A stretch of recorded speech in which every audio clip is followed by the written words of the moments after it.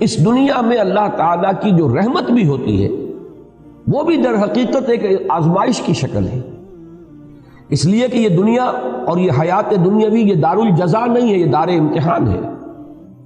یہاں تو ہر لمحے ہم ایک امتحان سے دوچار ہیں۔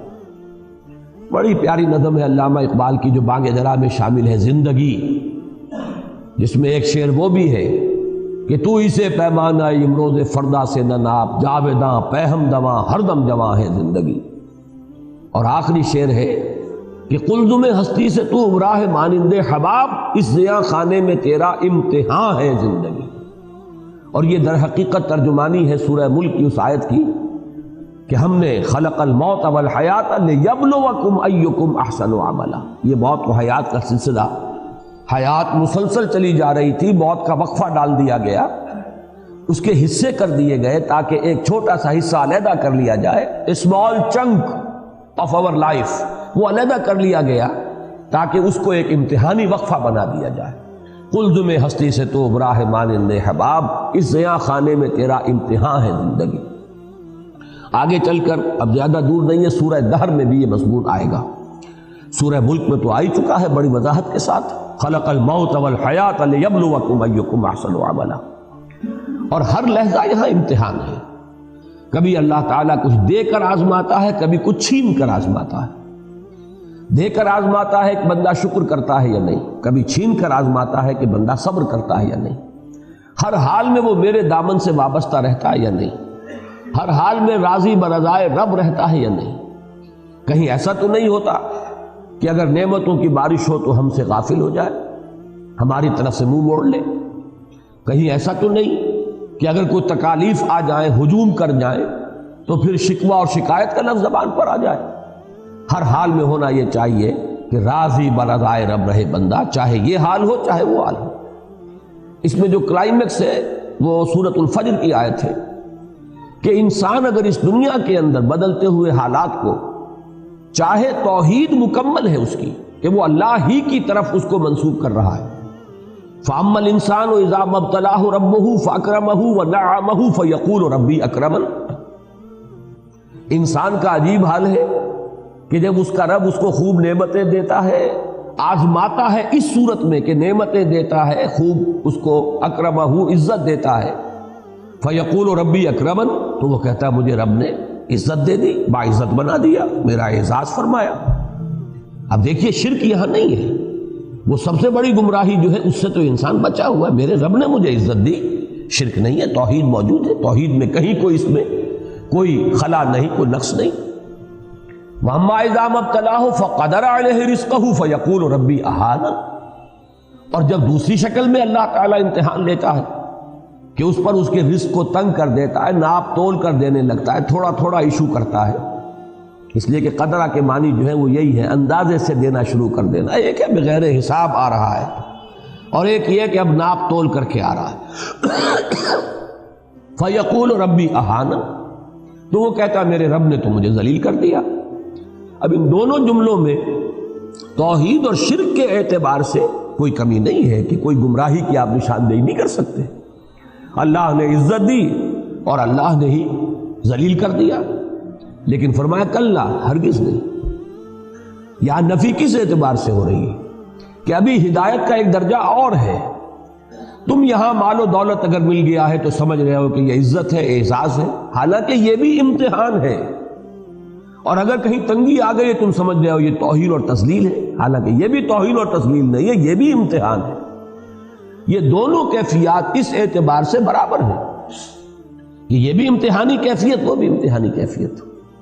ایک درجہ اس سے بھی اوپر ہے ہدایت کا، لَتَرْكَبُنَّ طَبَقًا عَنْ طَبَقٍ، ہدایت بھی درجہ بدرجہ آتی ہے۔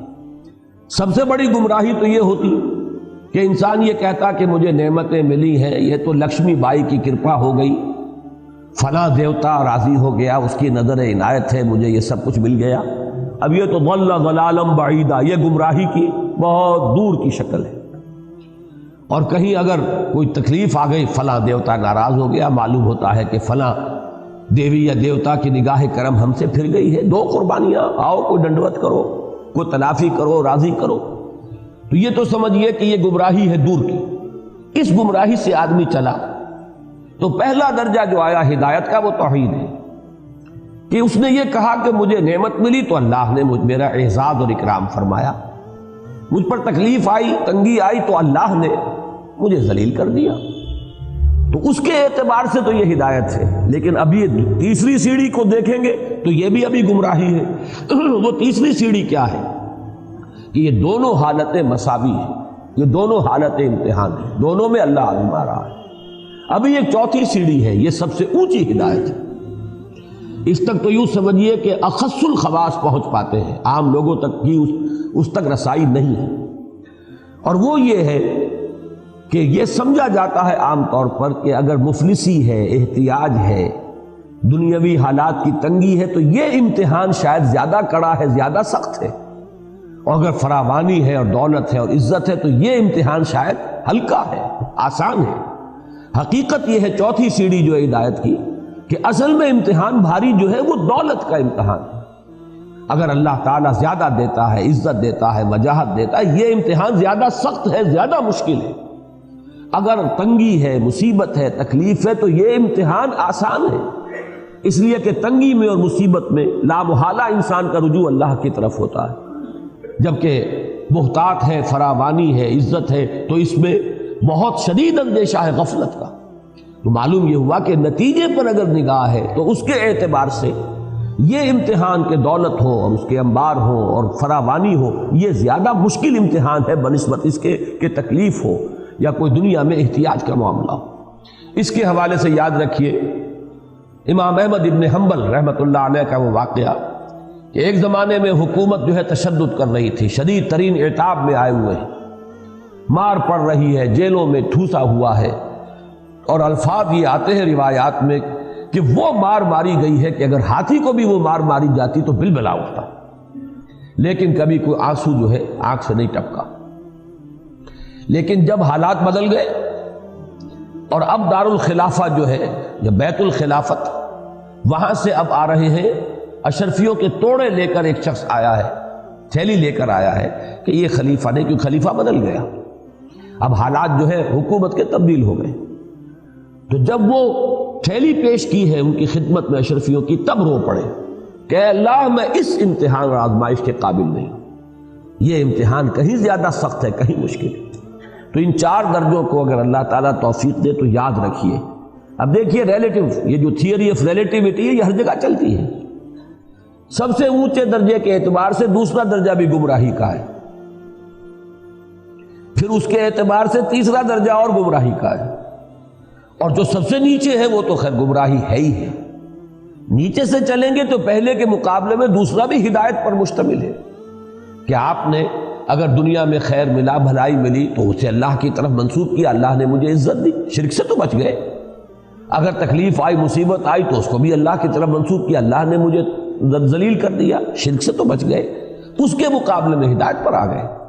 لیکن اس سے اوپر کی ہدایت ہے یہ کہ آپ ان دونوں کے اندر کوئی فرق و تفاوت ہی نہ کریں، دونوں امتحان کی کیفیات ہے، نہ یہ عزت ہے نہ وہ ذلت ہے۔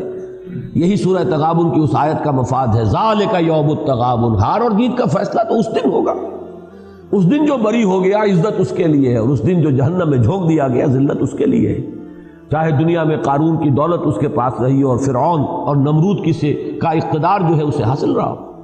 اور سب سے اوپر یہ ہے کہ اصل کڑا امتحان جو ہے، حضور کی حدیث یاد کر لیجئے، ما قل و کفا خیر مما کثر و الہا، جو کم ہو لیکن کفایت کر جائے، بنیادی ضرورتیں پوری ہو جائیں، کسی کے سامنے ہاتھ نہ پھیلانا پڑے، وہ کہیں بہتر ہے اس سے کہ جو کثیر ہے لیکن غافل کر دینے والی شے۔